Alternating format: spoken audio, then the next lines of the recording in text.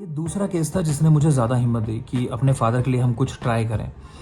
तो मैं जहाँ ओपीडी में रहता हूँ तो वहाँ एक ऑयल आया हमारे पास कान में डालने के लिए, लेकिन मैंने लोगों को दिया नहीं। वो अक्सर दर्द में हम इस्तेमाल करते हैं, कान में अगर दर्द होता है। क्यों नहीं दिया? क्योंकि मैंने देखा लोकल में प्रैक्टिस करने के बाद कि जो कान के डॉक्टर होते हैं फाइनली तो वहीं भेजना है। भाई मैं स्पेशलिस्ट नहीं हूँ कान की बीमारियों का। तो हम जब वहाँ भेजते हैं उनको ना, तो वहाँ से कंप्लेन अक्सर आएगी। मान लो कि भाई कान में आपने कुछ भी ऐसे ही किसी की सलाह से डाल लिया, तो मैं थोड़ा सा अवॉइड करता था देने से उसको। लेकिन जब किस्मत को चीज़ें मिलानी होती हैं तो वो ऐसे मिलती हैं। एक फैमिली मेरे पास आई जो कंसीव नहीं कर पा रहे थे। उनका बेटा जो है परिवार में अकेला बेटा था और उनके अब कोई बच्चा नहीं हो सकता था, क्योंकि जो लेडी थी फैमिली के, उनको फाइब्रॉइड था, मतलब यूट्रस में कह लो गांठें थी और भी कुछ गांठें थी।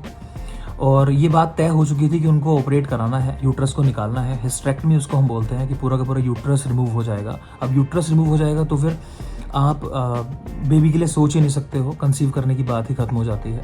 तो फैमिली ये जानने के बाद इस स्टेज में थी कि वो तय ही नहीं कर पा रहे थे लाइफ में अब क्या करें। जो मुझे पता चला कि उनका हाल ये था कि वो बेहोश हो रहे थे, ये बात सोच सोच के। तो इत्तेफाक होता है, वो आके मेरे से टकराए, किसी ने उनको बताया कि आयुर्वेद में जाके एक बार ट्राई करो।